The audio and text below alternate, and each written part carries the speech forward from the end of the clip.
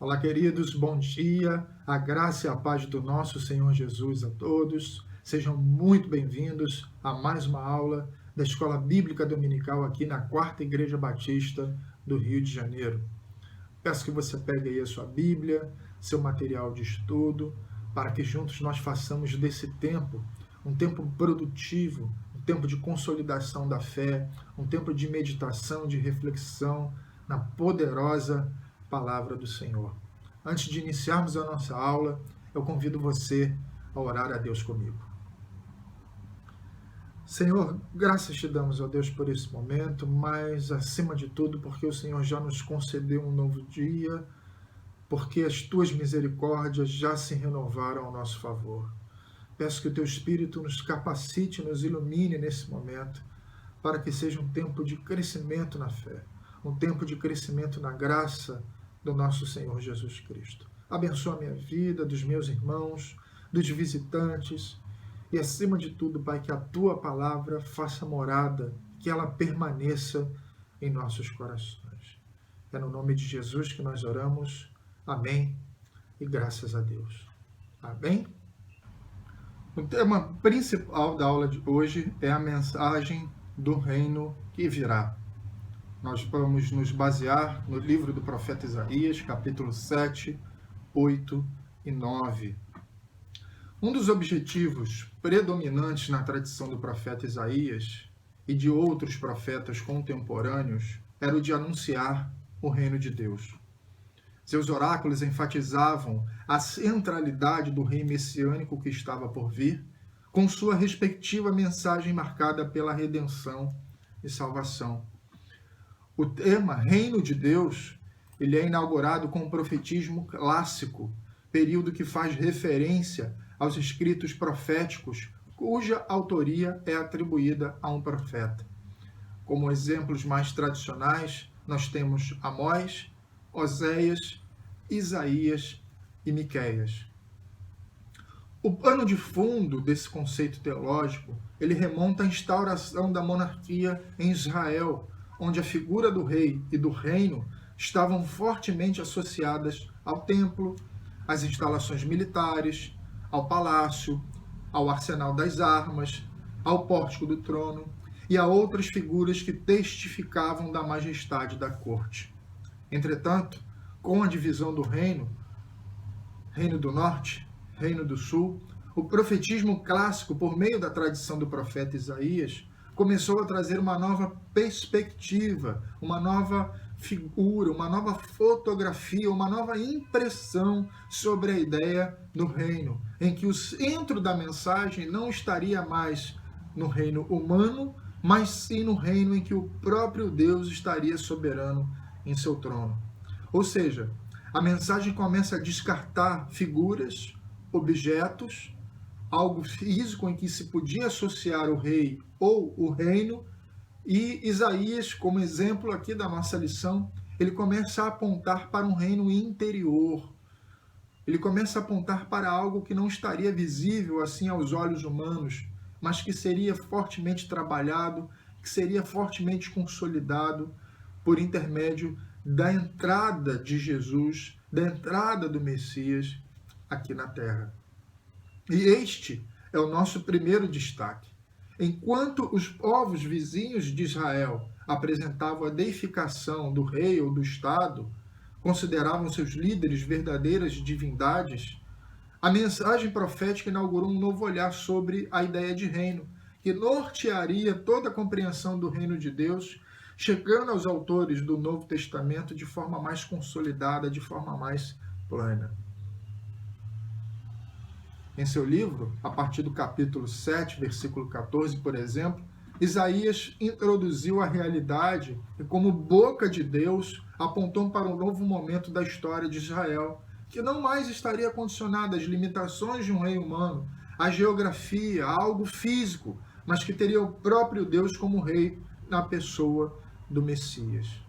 É importante a gente gastar um pouquinho de tempo sobre isso, porque Isaías ele está desconstruindo uma imagem de reino e de rei que o povo de Israel e que as nações vizinhas tinham, para começar a introduzir uma nova perspectiva de algo que não começaria no exterior, mas sim no interior do homem e produziria frutos e produziria bênçãos a partir da sua comunhão com o Rei, o Messias que estava por vir.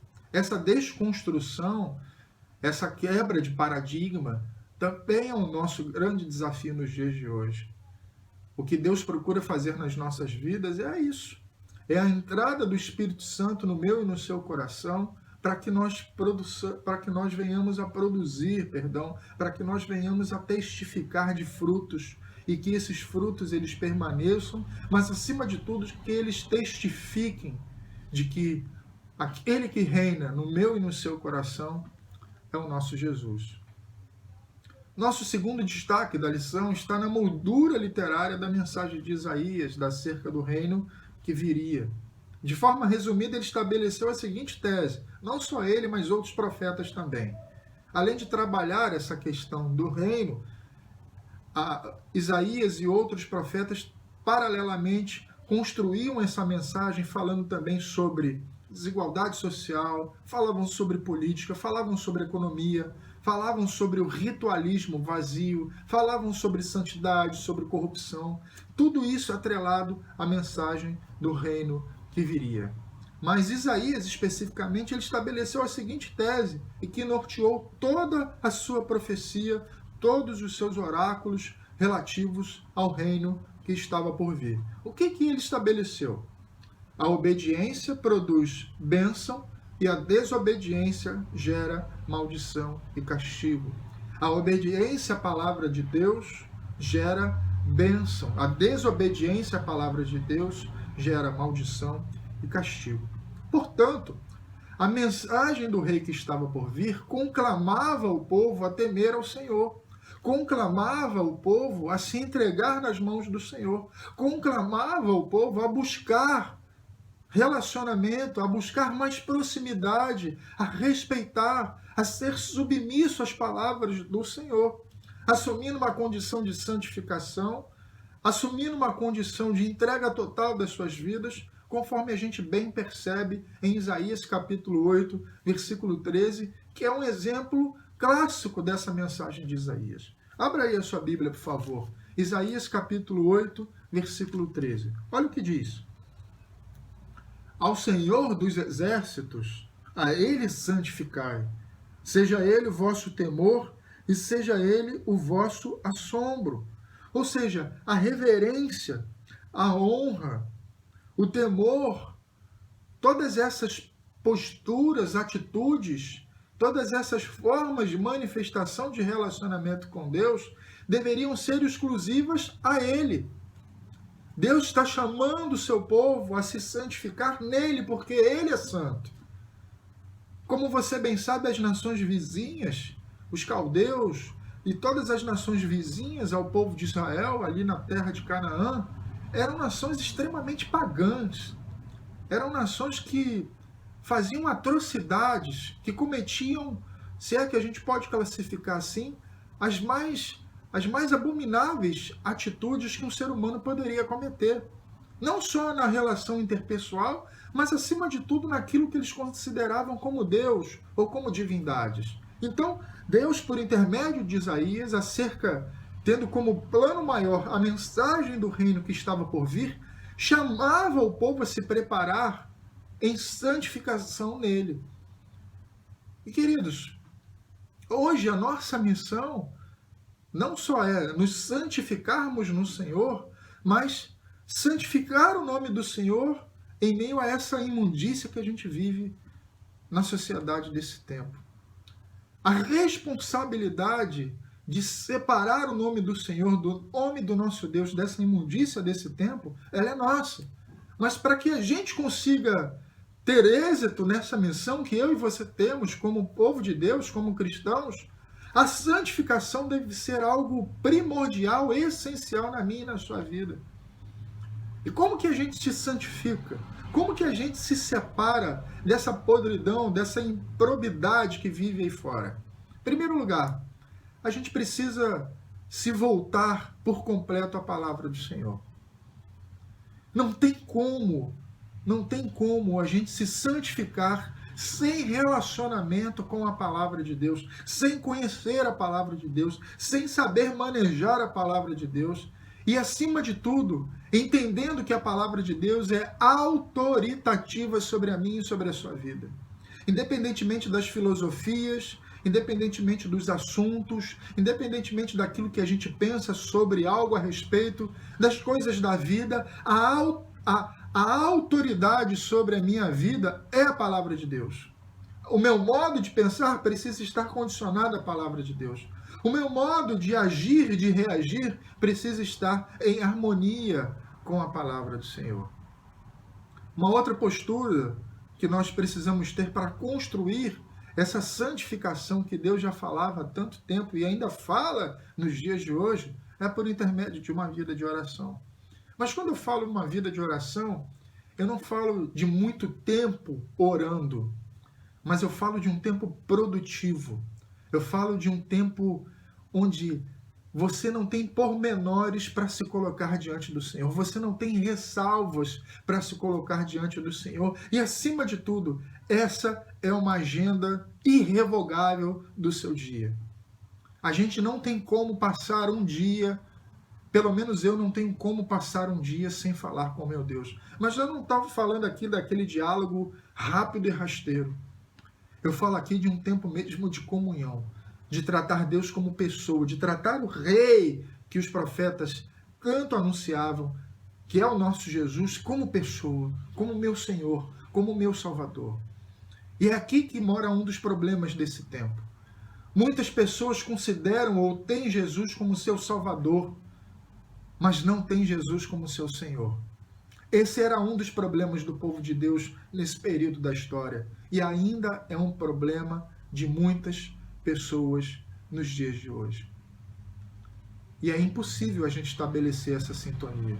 Porque se Jesus não é o Senhor da minha vida, muito provavelmente ele não foi o Salvador.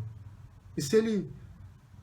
Como que ele vai ser o Senhor da minha vida se eu não me submeto à sua mensagem, se eu não me submeto à sua palavra, se eu não me submeto à vida abundante com propósito que ele colocou diante de mim? Então, essa mensagem que estaria por vir, que Isaías conclama e outros profetas contemporâneos à sua época também conclamavam, também profetizavam, chamava o povo a temer ao Senhor, assumindo uma condição de santificação, conforme Isaías 8, versículo 13, que nós acabamos de ler. O centro da pregação era o arrependimento, e que séculos mais tarde seria retomado por meio do profeta João Batista, o Elias, que haveria de vir. E João Batista, ele confirmou a mensagem dos profetas, e essa mensagem passou pela tradição apostólica, passou pelos pais da igreja, e passa pelos profetas e pelos pregadores do evangelho nos dias de hoje. E nós devemos, queridos, vivenciar essa mensagem a todo custo. Ela deve ser vivenciada por todos nós até a consumação de todas as coisas. E para caminhar para o final da nossa aula, eu queria falar um pouquinho sobre arrependimento. Eu quero terminar a nossa aula fazendo a seguinte pergunta: por que o arrependimento é necessário depois de termos sido declarados nova criatura? Muitas pessoas pensam que uma vez que você se converteu ao Senhor, uma vez que você nasceu de novo, uma vez que você agora é filho de Deus, você não precisa mais se arrepender. Eu lamento te informar, mas nós somos pecadores. Ainda que sejamos pecadores arrependidos, nós somos pecadores. A palavra de Deus diz que todos pecaram e destituídos estão da glória de Deus. Nós precisamos nos arrepender todos os dias, porque essa é uma das nossas marcas. E o fato de nos arrependermos todos os dias significa uma das evidências da nossa conversão. Porque para eu me arrepender, eu preciso ter convicção de uma palavrinha-chave: pecado. Eu preciso entender que o pecado existe. E eu não posso tratar o pecado como uma falta. Eu não posso tratar o pecado como um tropeço qualquer. Eu não posso minimizar o pecado na minha vida, na vida da minha família ou no meio em que eu estou inserido. Pecado é uma falta grave, sim. E o ato de pecar arranha a nossa relação com Deus e entristece o coração do nosso Senhor. A palavra de Deus diz que quando nós pecamos, acontece uma separação entre a nossa pessoa e a pessoa do nosso Senhor, porque Ele é santo, Ele é plenamente santo, Ele é perfeitamente santo. E para responder a pergunta que eu fiz, eu quero pegar as palavras do escritor norte-americano, do evangelista Dwight Lyman Moody. Ele tem um artigo muito interessante sobre arrependimento e pecado. Prestem atenção nas suas palavras. Ele diz o seguinte: eu não me dirijo, quando estou pregando a palavra, somente ao não convertido, porque sou daqueles que creem que a igreja precisa se arrepender muito antes que muita coisa de valor possa ter feita no mundo. Acredito firmemente que o baixo padrão de vida cristã está mantendo muita gente no mundo e nos seus pecados. Se o incrédulo vê que o povo cristão não se arrepende, não se pode esperar que ele se arrependa e se converta de seu pecado. Eu tenho me arrependido 10.000 vezes mais depois que conheci a Cristo do que em qualquer época anterior. E penso que a maioria dos cristãos precisa se arrepender de alguma coisa. Assim, quero pregar tanto para os cristãos como para os não convertidos, tanto para mim mesmo quanto para aquele que nunca conheceu a Cristo como seu Salvador. Palavras fortes, né, irmãos? Mas que são reais e verdadeiras no meio evangélico, no meio cristão, no meio, infelizmente, da Igreja do Senhor. E para estampar um pouquinho sobre as palavras de Dwight Moody, eu quero destacar 5 aspectos que ele mesmo estabelece ao longo desse texto. Eu fiz aqui uma edição sobre as 5 coisas que fluem do verdadeiro arrependimento. Ou seja, as 5 marcas que estão por detrás de um verdadeiro arrependimento. As 5 atitudes que estão por detrás do arrependimento e que eu e você podemos e temos o dever de testificar e de vivê-las, porque elas versam sobre o verdadeiro arrependimento. A primeira delas é a convicção de pecado. Dwight Moody ele diz que para eu me arrepender, o primeiro passo é ter convicção do que é pecado e de quando eu peco. Eu preciso entender que o pecado, como eu disse anteriormente, não é uma falta leve. Eu não posso minimizar, eu não posso tirar a importância do ato pecaminoso por conta do discurso da sociedade desse tempo, em que é extremamente liberal, que é extremamente relativista e que é extremamente subjetivista. O pecado é uma falta grave, teologicamente a gente fala, né, que é errar o alvo que foi anteriormente direcionado pela palavra do Senhor. É errar o alvo das coisas de Deus. É caminhar por um outro caminho. Então essa convicção ela precisa estar muito clara, principalmente no meu e no seu coração, sobre o que é pecado. O segundo passo, Moody diz que é a contrição, ou seja, é a consequência do ato pecaminoso. Muitas pessoas pecam e continuam pecando e elas não são abaladas por conta disso. E veja bem, eu não falo aqui sobre choro, eu não falo sobre remorso, eu não falo sobre algo que exteriormente é visível, mas eu falo aqui de contrição do coração. É aquele incômodo que acomete o meu e o seu coração quando a gente peca, porque principalmente a contrição ela diz respeito ao temor que a gente tem ao Senhor. Porque o temor do Senhor, como a palavra de Deus, é o princípio da sabedoria. E ninguém quer aqui entristecer a pessoa do nosso Deus. O terceiro passo, Moody diz que é a confissão do pecado. Eu costumo dizer que pecado tem nome, tem CPF, tem RG e tem CEP. E a gente precisa colocar tudo isso não só diante dos homens, mas também diante de Deus. O quarto passo, Moody fala sobre conversão. Porque o arrependimento não é só você deixar de fazer a coisa errada, mas é você voltar ao caminho certo.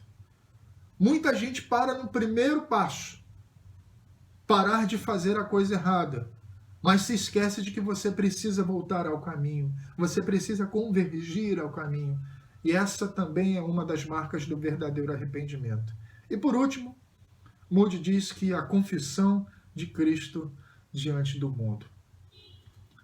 O verdadeiro arrependimento faz com que eu e você testifiquemos de Cristo no mundo, independentemente das circunstâncias, independentemente de como estamos, seja física, seja emocionalmente, seja espiritualmente falando. Nós precisamos testificar de Cristo no mundo, diante da sociedade, diante de todos os povos, independentemente das circunstâncias. Arrependimento, queridos, é abandonar o pecado e tomar a atitude correta à luz da palavra do Senhor. A gente percebe que a mensagem de Deus ela permanece viva e inalterada até os dias de hoje. Esse era o compromisso dos profetas, principalmente dos profetas clássicos.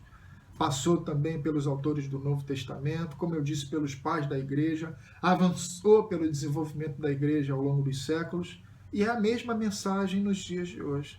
O que eu e você devemos pregar, o que eu e você devemos ouvir é sobre arrependimento.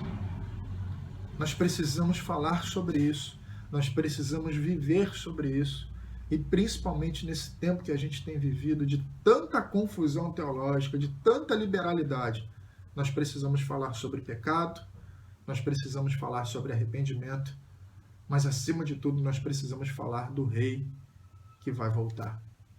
Amém?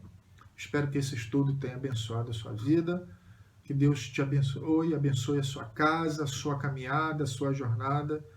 E lembre-se, o Rei, ele vai voltar. Que Deus te abençoe e te guarde, em nome de Jesus. Amém.